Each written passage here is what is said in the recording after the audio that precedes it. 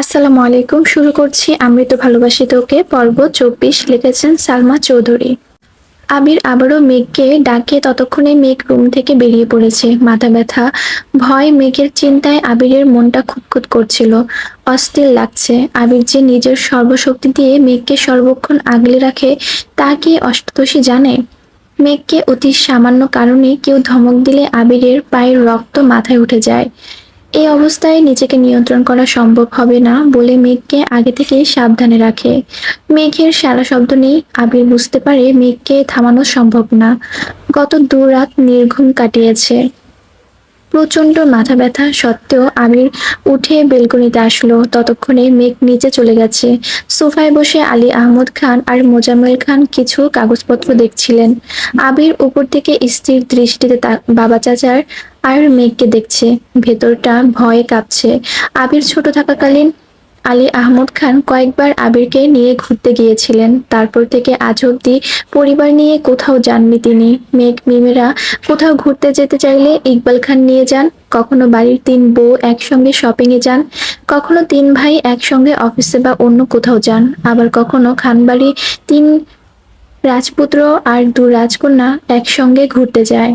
কিন্তু সকলে একসঙ্গে আজ পর্যন্ত কোথাও যায়নি। ফুপ্পির জন্য মেঘ আজ রিস্ক নিয়ে বড় আব্বুকে রাজি করাতে নিচে আসছে।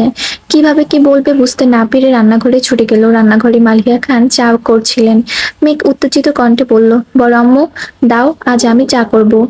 তুই পারবি না মা, হাত পুড়ে ফেলবি। মোটেই না। তোমরা সবাই আমাকে এত ছোট মনে করো কেন? আমি এত বড় হয়ে গেছি, দেখছো না? তুই বড় হয়ে গেছিস? অবশ্যই হয়েছি। আগামী মাসে ১৯ বছরে পা দিতে যাচ্ছি। মাশাআল্লাহ, বিয়ের বয়স তো হয়েই গেছে। জামাই দেখতে হবে তাহলে। মেঘ লজ্জায় বড় আম্মুর আঁচল দিয়ে নিজের মুখ ঢেকে ফেললো। মনে মনে বলল, জামাই ফিক্সড। এখন তোমার ছেলের হাতে সব। তোমার ছেলে যত তাড়াতাড়ি রাজি হবে তত তাড়াতাড়ি আমি তোমার ছেলের বউ হব। আহা, কি শান্তি! মালিহা খান ধীর হস্তে মেঘের মুখ থেকে আঁচল সরিয়ে খানিক হেসে বললেন, বিয়ের নাম শুনে এত লজ্জা? মেঘ লাজুক হাসলো। মেঘের এই লজ্জা কারণ যে অন্য কিছু, এটা মালিয়া খানকে বুঝতে দিল না। কিছুটা স্বাভাবিক হয়ে ২ কাপ চা নিয়ে চলে গেল। মেঘের হাতে চায়ের কাপ দেখে ২ ভাই নড়েচড়ে বসলেন। মোজাম্মেল খান চায়ের কাপ হাতে নিতে নিতে শান্ত সুরে শুধালেন, আম্মু, তুমি চা আনতে গেলে কেন? এমনিতেই।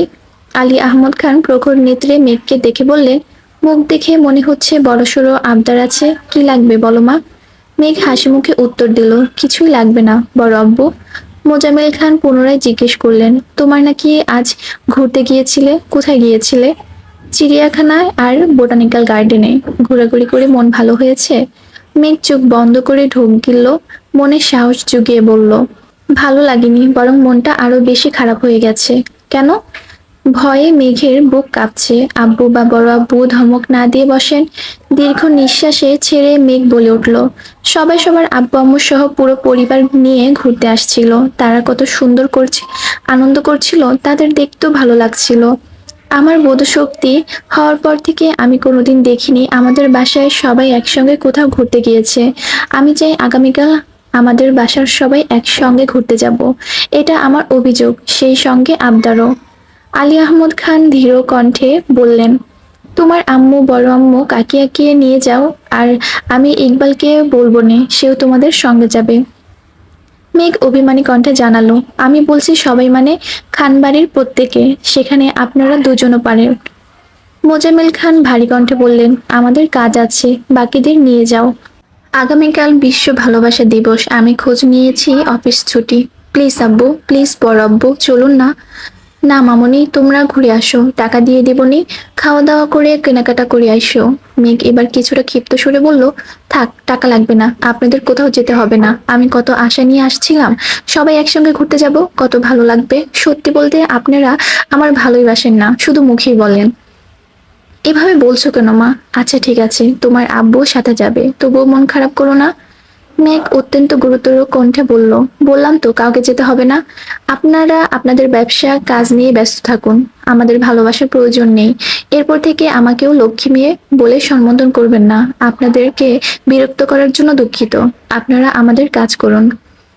মেঘ চলে যেতে নিলে আলী আহমদ খান ডাকলেন। শান্ত স্বরে মেঘকে বোঝানোর চেষ্টা করলেন, কিন্তু মেঘ নিজের জেদ থেকে নড়বেই না। এক পর্যায়ে মেঘ বলে বসলো, আগামীকাল ঘুরতে না গেলে বাড়ির কারোর সঙ্গে কথা বলবে না মেঘ। আলী আহমদ খান বেশ কিছুক্ষণ চোখ বন্ধ করে ভাবলেন। ছোট থেকে বোনকে অনেক আদরে বড় করেছিলেন আলী আহমদ খান এবং মোজাম্মেল খান। বোনের কোনো আবদার কখনো অপূর্ণ রাখেননি। খরচের টাকা বাঁচিয়ে বোনের জন্য গিফট নিয়ে আসতেন। প্রতি সপ্তাহে 4 ভাই বোন মিলে ঘুরতে যেতেন। ইকবাল খান সবার ছোট থাকা সত্ত্বেও আলী আহমদ খান আর মোজাম্মেল খানের বোনের প্রতি ভালোবাসা বেশি ছিল। কিন্তু বোন এমন কাণ্ড ঘটনার ফলে ভাই বোনের শারীরিক মানসিক দুভাবেই বিচ্ছেদ ঘটেছে। পারিবারিক সময় দেওয়া, বিশেষ করে ঘুরতে নিয়ে যাওয়াটা একেবারেই ছেড়ে দিয়েছেন।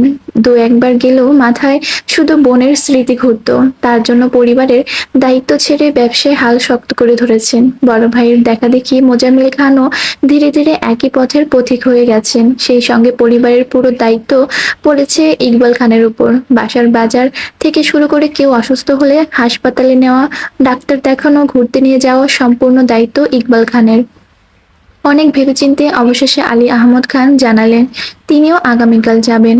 এবার মেঘের খুশি দেখে কে? মেঘ ছুটে গিয়ে আম্মু বড় আম্মুকে ডেকে নিয়ে আসছে। আকলিমা খান মিম আদিকে পড়াচ্ছিলেন, তাদেরকেও ডেকে নিয়ে আসছেন।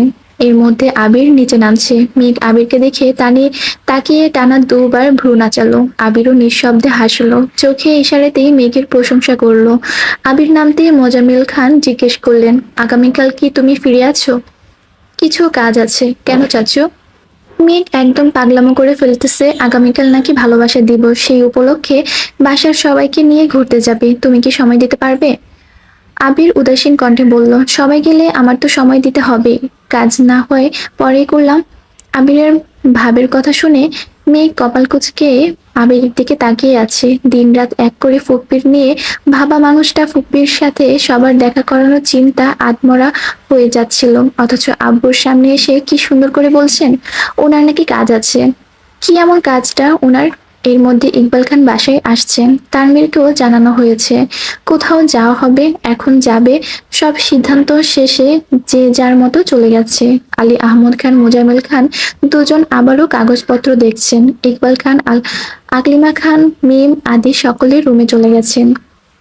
আবির খেতে বসেছে। আবিরকে দেখে মেঘও আবিরের বিপরীতে গিয়ে বসলো। ডাইনিং টেবিলে আর কেউ নেই।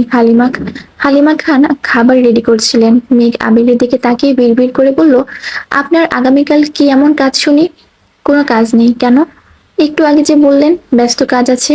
আবির উষ্ঠদয় কিছুটা প্রশস্ত করে বলল, কখনো কখনো পরিস্থিতি বুঝে মুখে মুখে হলেও ব্যস্ততা দেখাতে হয়। সবাই এক্সাইটেড হয়ে গেলে সমস্যা আছে। মেঘ মাথা চুলকে বলল, আপনি কি ভাবেন আর কি করেন আপনিই জানেন। আবিরের প্রশস্ত উষ্ঠ আরো বেশি প্রশস্ত হলো। আবির তপ্ত সুরে বলল, thank you my dear sparrow. আজ সকাল থেকে বাড়িতে হইচই। মিম, মেঘ আদি তিনজনই খুব এক্সাইটেড। গতকাল হুট করে আবির শাড়ি নিয়ে আসছিল, তাই সাজার তেমন সময় পাইনি। আজ মেঘ সকাল সকাল চুলে শ্যাম্পু করে অনেকটা সময় নিয়ে শাওয়ার নিয়েছে। ভেজা চুল ছেড়ে সারা বাড়ি ঘুরছে। সবাই রেডি হয়ে যাচ্ছে। কি ড্রেস পরবে মেঘ এখনো সিদ্ধান্তই নিতে পারছে না। ভালোবাসা দিবসে আবিরের সঙ্গে মিলিয়ে জামা পরবে এটা আগে থেকে ভেবে রেখেছিল। কিন্তু সারাদিন যাবৎ আবিরের কোনো হদিস নেই। সেই সকালে বেরিয়েছে, এখনো আসছে না। সবার বলাবলিতে মেঘ রেডি হতে চলে গেছে। মেঘ লাল রঙের একটা গাউন পরেছে। চুলগুলো বেনি করে সামনের দিকে রেখেছে। এক হাতে ঘড়ি, আর এক হাতে আবিরের দেওয়া কাচের চুড়ি থেকে এক সেট লাল রঙের চুড়ি পরেছে। আজ কানে বড় দুল দিয়েছে। ঠোঁটে লাল টকটকে লিপস্টিক, চোখে আইলাইনারের সাথে হালকা করে দেওয়া কাজল। আগে মেঘ গাঢ় করে কাজল দিত, কিন্তু আবিরের ভয়ে এখন কাজল দেওয়া ছেড়েই দিয়েছে। হঠাৎ হঠাৎ হালকা করে একটু দেয়। মেঘ রেডি হয়ে সোফায় বসে ফোন চাচ্ছিল। এর মধ্যে আবির বাসায় আসছে, আর চোখে মেঘকে খানিক দেখে দ্রুত রুমে চলে যায়। 20 মিনিটের মধ্যে শাওয়ার নিয়ে একবারে রেডি হয়ে নেমে পড়েছে। আজকেও পাঞ্জাবি পরেছে। আবিরের পাঞ্জাবিটা বেশ কয়েকটা রঙের কম্বিনেশনে তৈরি, তবে সেটাতে লাল রং একটু বেশি ভাসছে। মেঘের ইচ্ছে পূরণ হয়েছে দেখেই মাথা নিচু করে মুচকি হাসলো। আবির বাসা থেকে বেরিয়ে যাচ্ছে, পেছন পেছন মেঘও ছুটলো। মেঘকে ছুটতে দেখে আবির থমকে দাঁড়ালো। মেঘ কাছে আসতেই শান্ত সুরে বলল, ওখানে একদম শান্ত থাকবি। ফুপ্পিকে তুই চিনিস না, আর আজকের জন্য জান্নাত আপুকেও চিনিস না। ওদের দেখে উত্তেজিত হয়ে জড়িয়ে ধরতে যাবি না, মনে থাকবে? আচ্ছা ঠিক আছে। কিন্তু আপনি সকাল থেকে কোথায় ছিলেন? ফুপ্পি দুশ্চিন্তা করতে করতে অসুস্থ হয়ে পড়েছিল। আইরিন কল দিয়ে কান্নাকাটি করছিল, তাই বাসায় গিয়েছিলাম। মেঘ উদ্বিগ্ন কণ্ঠে বলল, আমার ফুপ্পির জন্য খুব টেনশন হচ্ছে। আর আমার আব্বুর জন্য বেশি টেনশন হচ্ছে। আচ্ছা যাই হোক, তুই মুড অফ করে থাকিস না। বাসার সকলের সঙ্গে ঘোরার ইচ্ছে পূরণ হচ্ছে, সেটাই ফোকাস কর। মেঘ কথা না বাড়িয়ে সোজা গাড়িতে বসলো। একটু পর মিম আদি সহ সকলেই চলে আসছে। বাসার আশেপাশে সুন্দর নিরিবিলি জায়গায় ঘুরে হালকা নাস্তা করে পরিশেষে রমনা পার্কে আসলো। আবির আর তানভীর এমন ভাব নিচ্ছে যে বাবা চাচার কথা ছাড়া তারা কোনো দিকে যায় না। রমনা পার্কে যাবে কিনা সেই অনুমতিও বাবার থেকে নিয়েছে আবির। শান্ত পরিবেশে হাঁটছে সকলে। মেঘের কথা মাথায় রেখে আলী আহমদ খান নিজেই মেঘদের ঘুরিয়ে ঘুরিয়ে দেখাচ্ছেন, এটা সেটা গল্প করছেন। সামনের দিকে তিন ভাই মিম আদি মেঘ, তারপর তিন বউসহ সব, অবশেষে আবির আর তানভীর। ফুপ্পির কথা জানতে মেঘ ইচ্ছে করেই সামনে থেকে পিছনে আসছে, কিন্তু পরিস্থিতি বেশ ঠান্ডা। আবির তানভীর কোনো কথা বলছে না। আবির ফোনে কাকে যেন মেসেজ পাঠাচ্ছে। তানভীর আবির কারো কাছে পাত্তা না পেয়ে মেঘ চলে যেতে নিলে আবির আচমকা মেঘের হাতে কবজিতে শক্ত করে ধরে। মেঘ পিছনে ফিরতেই আবির চোখে ইশারা করলো সামনে না আগানোর জন্য। সামনে আর সবার হাঁটা হঠাৎই থেমে গেছে। মেঘ এবার ঘাড় ফিরিয়ে তানভীরকে দেখার চেষ্টা করলো। তানভীর কিছুই দেখেনি ভাব করে মেঘকে ক্রস করে সামনে গিয়ে মেঘের আড়াল করে দাঁড়িয়েছে।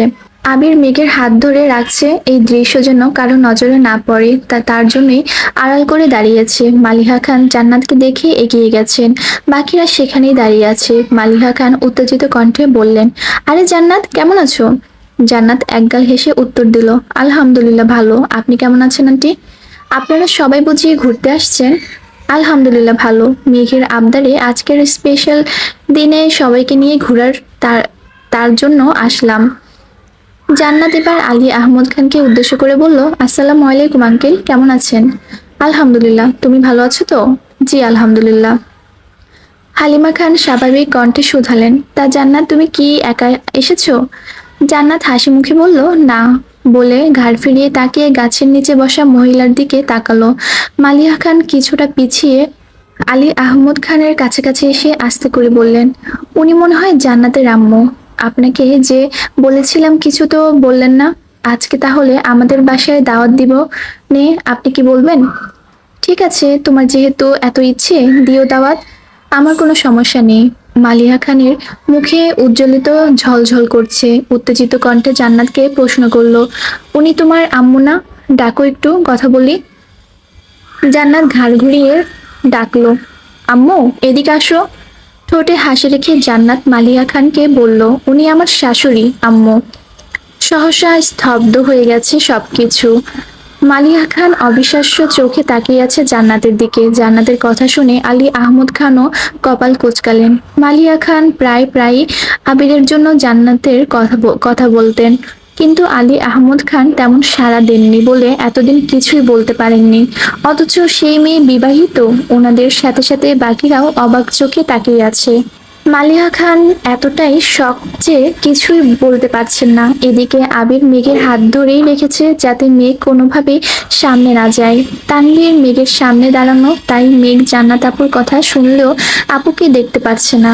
মেঘ ঘাড় কাত করে জান্নাতকে দেখার চেষ্টা করছে। আকলিমা খান খানিক ভেবে প্রশ্ন করলেন, তোমার বিয়ে কবে হলো? অক্টোবরের 12 তারিখ আন্টি। মালিহা খান এবার দ্বিতীয়বারের মতো আশ্চর্য হলেন। আজ ফেব্রুয়ারির 14, মানে 4 মাসের উপরে হয়েছে জান্নাতের বিয়ে হয়েছে, অথচ উনি তাকে ছেলের বউ বানাতে উঠে পড়ে লেগেছিলেন। হালিমা খান বললেন, আমাদের বললেন না তো। আসলে আন্টি হুট করেই বিয়ে দিন তারিখ ঠিক হয়েছিল, আর ওইরকম প্রোগ্রামও করা হয়নি, তার জন্য আর বলা হয়নি। তা তোমার হাজবেন্ড কি করে?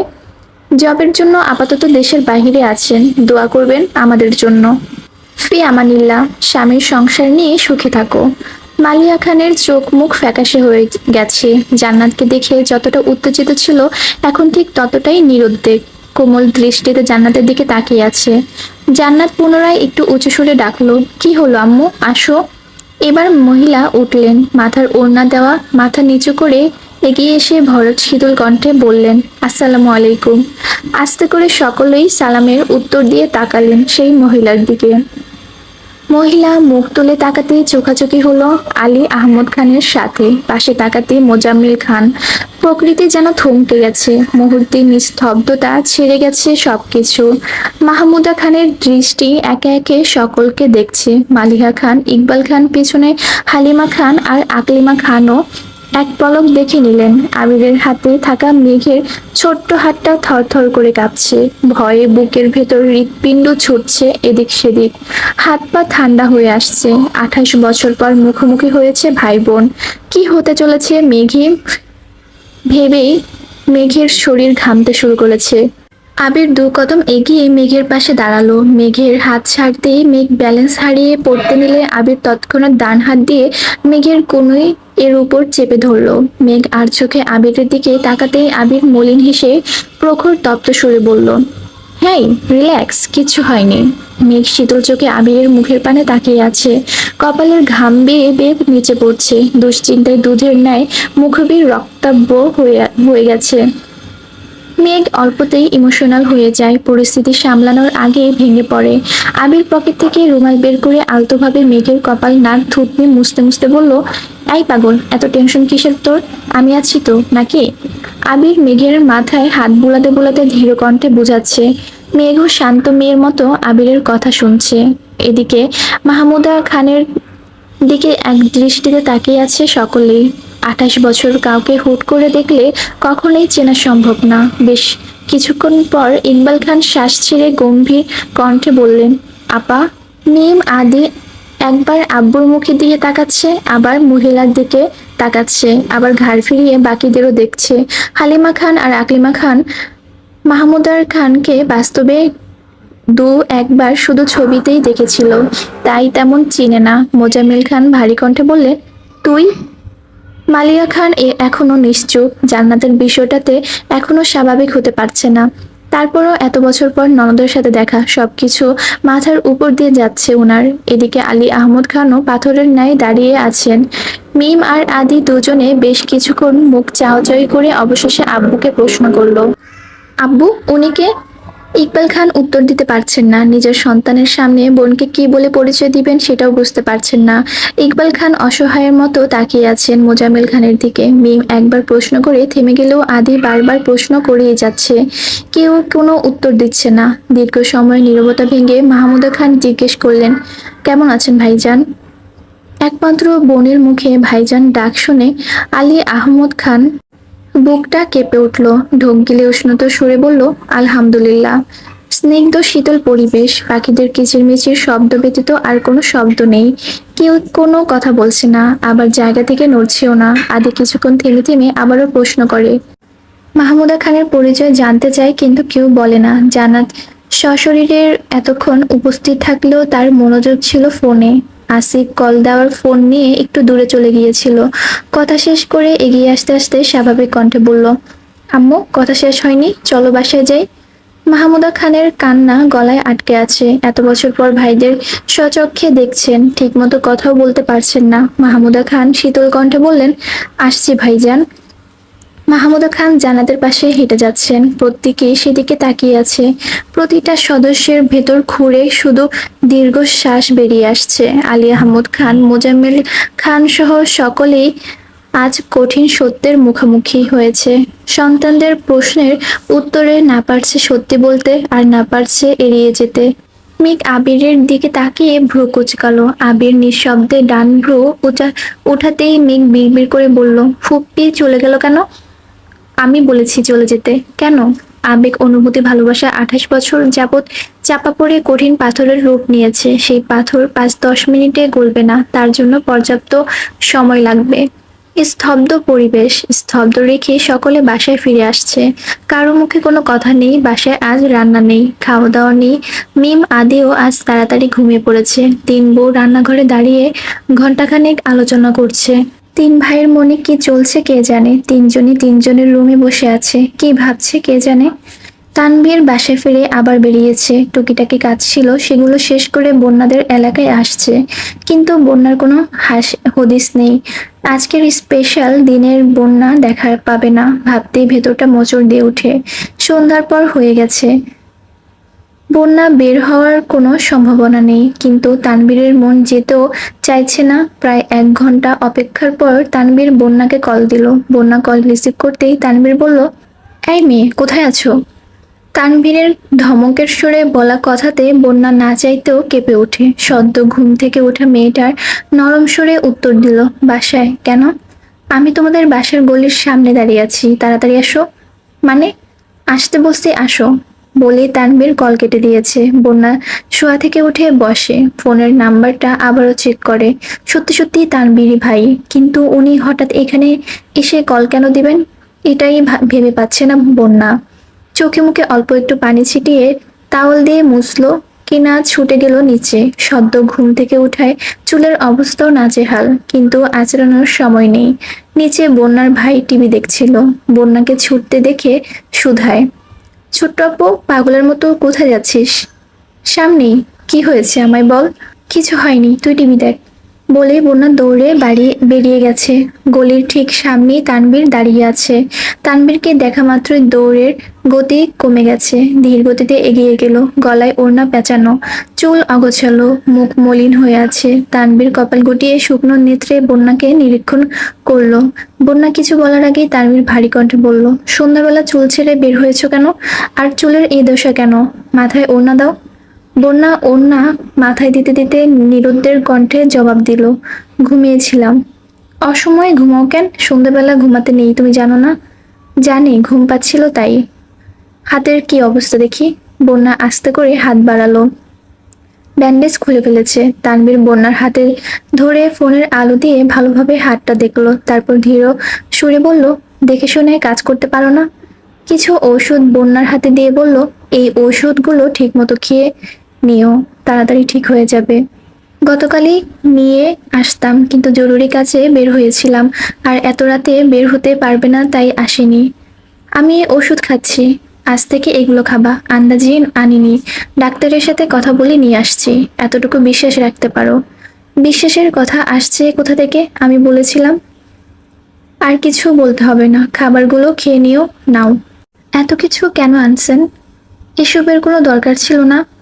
তাহলে কি দরকার বলো, এনে দিয়ে যাচ্ছি। আল্লাহ, কিছু দরকার নেই আমার। মেঘ কোথায়? বাসায়। কল দিলে কল ধরে না, একটু বলে দিবেন প্লিজ। বোনও একটু টেনশনে আছে, টেনশন ফ্রি হলে নিজেই কল দিবে। বন্যা চিন্তিত কণ্ঠে শুধালো, কি হয়েছে? তেমন কিছু না, বাসায় একটু সমস্যা চলতেছে, জানোই তো। বোনও অল্পেতেই হাইপার হয়ে যায়, এই আর কি। বন্যার মাথায় আবির ভাইয়ার কথা ঘুরছে। বাসায় আর কোনো সমস্যাও কথা বন্যার মাথায় আসছে না। তবে কি আবির ভাইয়ের সঙ্গে সমস্যা হয়েছে? বন্যা উদ্বিগ্ন কণ্ঠে আবারও প্রশ্ন করলো, বাসায় কি সমস্যা হয়েছে বলা যাবে প্লিজ? বনুকে জিজ্ঞেস করে বনুই বলবে। সন্ধ্যার পর এতক্ষণ বাহিরে থাকা ঠিক না, বাসায় চলে যাও। জি আচ্ছা, ধন্যবাদ। বন্যা গলি দিয়ে চলে যাচ্ছে। লাইটের আলোতে তানভীর স্থির দৃষ্টিতে চেয়ে আছে সেই দৃশ্য দেখতে। এদিকে বাসায় হিমশীতল পরিবেশ দেখে মেঘের খুব চিন্তা হচ্ছে। মেঘ বাসায় ফিরে ফুপ্পির সঙ্গে কথা বলেছে। বেশি কিছু সময় যাবৎ আবির সোফায় হেলান দিয়ে বসে আছে। ড্রয়িং রুমে আর কেউ নেই। মেঘ বেলকনির থেকে আবিরকে দেখেই নিচে আসলো।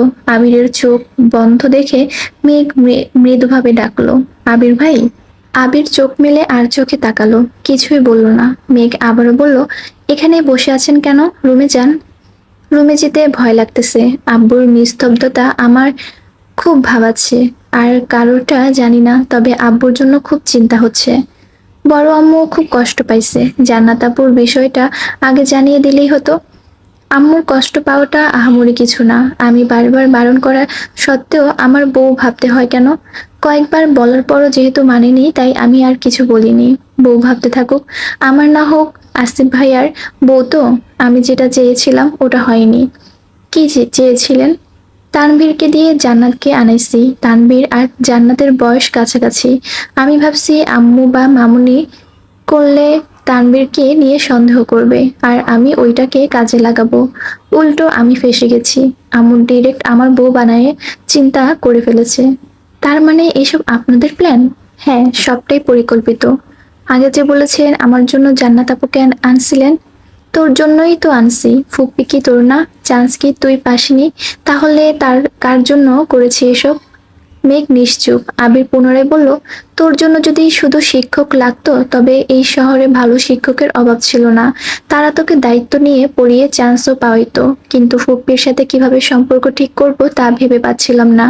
একমাত্র উপায় ছিল জান্নাত। জান্নাত তোকে পড়ালে আর তুই চান্স পেলে বাসার মানুষকে জান্নাতের প্রতি পজিটিভ চিন্তা আসবে। তখন ধীরে ধীরে ফুপ্পির সংস্পর্শে আসা যাবে। আরেকটা হচ্ছে বউ বানানোর চিন্তা। ওইটা আসলে শুরুতে ছিল না। তানবীরকে দিয়ে আনাইছিলাম কারণ আমি দেশে ছিলাম না। দেশে ফিরে আমি টিচার কিভাবে পাবো? তাছাড়া জান্নাত যে রাকিবের বোন এটা জানলে সবাই শিওর ধরে নিত আমার জান্নাতের সাথে সম্পর্ক। এজন্যই মূলত তানবীরকে দিয়ে আনানো, কিন্তু তাতে কোনো লাভ হলো না। মেয়ে কপাল কুঁচকে বিড়বিড় করে বলল, আপনি খুব চালাক। মাগনা হিটলার বলি না আপনাকে। চালাক আর হতে পারলাম কোথায়? নিয়তির বেড়াজালে বন্দি হয়ে আছি আমি। কি হয়েছে? কিছু না, রুমে গিয়ে রেস্ট নে। মেঘ রুমে এসে টেবিলের উপর মাথা রেখে চোখ বন্ধ করে শুয়ে আছে। 20-25 মিনিট পর আবির দরজায় আসলো। ঠান্ডা কণ্ঠে বলল, আসবো? মেঘ মাথা তুলতেই আবির দেখলো, মৃদু হেসে বলল, আসুন। আবির হাতে নুডলস বাটি নিয়ে রুমে ঢুকলো। মেঘের টেবিলে নুডলসের বাটি রেখে বলল, রাতে রান্না করিনি, এটা খেয়ে নেয়। নুডলস? আপনি রান্না করেছেন? হ্যাঁ। আপনি নুডলসও রান্না করতে পারেন? জি ম্যাডাম। আর কি কি পারেন? কি খেতে চান বলুন শুধু। বাব্বা, এত কনফিডেন্স! হুম। মেঘ মায়াবী দৃষ্টিতে আবিরকে দেখছে। আবিরের কণ্ঠে এই শুনলে অষ্টাদশের কোমল হৃদয়ে ঘূর্ণিঝড় বয়ে যায়। মাত্র রান্না করে আসায় আবির শরীর কিছুটা ঘেমে গেছে। ঘামে ভেজা কপালে চুল লেপ্টে আছে। নাকের ডগায় ঘাম চিকচিক করছে। দাড়িগুলোতে চোখ পড়তেই অষ্টাদশী ঢোক গিলল। সম্পূর্ণ আবিরই অষ্টাদশী প্রিয়, তবে আবিরের দাড়ি অষ্টাদশীর ইমোশন। দাড়িতে নজর পড়তেই ছুঁতে ইচ্ছে করে, আর কোনোভাবেই স্পর্শ করলেও গা শিউরে ওঠে। আবিরের দাড়ি দেখতে দেখতে আবিরের গালে কিস করার ঘটনা মনে পড়ে গেল। অমনি মেঘ লজ্জায় মাথা নিচু করে ফেলল। আবির মৃদু সুরে শুধালো, কি হয়েছে? কোনো সমস্যা? মেঘ মনে মনে আওড়ালো, আপনি মানুষটা আগাগোড়া সমস্যা। মায়ার চাদরে আবদ্ধ করে দিন আমার প্রগাঢ় মনকে অনুগ্রহ করে তুলেছেন। কি ভাবছিস? তেমন কিছু না। বল শুনি। বলবো? বল। ধমক দিবেন না তো? না, ধমক দিব না। তোর মনে যা যা অজ্ঞাত কথা আছে বল, সব শুনবো আমি। আমি বলতেই মেঘের ফোনে কল বেজে উঠল। মেঘ ফোন হাতে নিতেই দেখলো মিনহাজের কল। আবিরের চোখ মিনহাজ নাম পড়া মাত্রই আবিরের রগে রগে রক্ত সঞ্চালন বেড়ে গেছে। রাগে শরীর গরম হতে শুরু করেছে। চোখ রক্তাভ হয়ে গেছে। মেঘ কল কেটে দিয়েছে, তারপরও আবার কল দিয়েছে। আবির ফ্লোরের দিকে তাকিয়ে রাগ কমানোর চেষ্টা করছে। আজকে স্পেশাল দিনে আবির মেঘকে একটু সময় দিতে পারেনি, তাই ভেবেছিল আজ মেঘের মনের সুপ্ত অনুভূতি জানবে, যতটা সম্ভব মেঘকে আশ্বস্ত করবে। কিন্তু মিনহাজ কল দিয়ে সব ধ্বংস করে দিয়েছে। মিনহাজের দ্বিতীয় কল রিসিভ করলো মেঘ। মিনহাজ আধো আধো কণ্ঠে বলল, বেবি, হ্যাপি ভ্যালেন্টাইন ডে। কথা কানে ঢোকা মাত্রই আবির কান দিয়ে গরম বাতাস বের হতে শুরু করেছে। ক্রোধে এক হাতে কপালে দুপাশ চেপে ধরেছে। বসে থাকতে ইচ্ছে করছে না। বসা থেকে উঠে দীর্ঘ কদম ফেলে রুম থেকে বেরিয়ে গেছে। মেঘ আবিরের প্রস্থানের শব্দ শুনেই ঘাড় ফিরিয়ে দেখলো। রাগে গজগজ করতে করতে মিনহাজকে বলল, হারামি, রাগ তোর ভ্যালেন্টাইন ডে। আমার ভ্যালেন্টাইনে 18টা বাজায় দিছস। আমার বেবি বলবি না বানর? তুই জীবনও ভালো হবি না।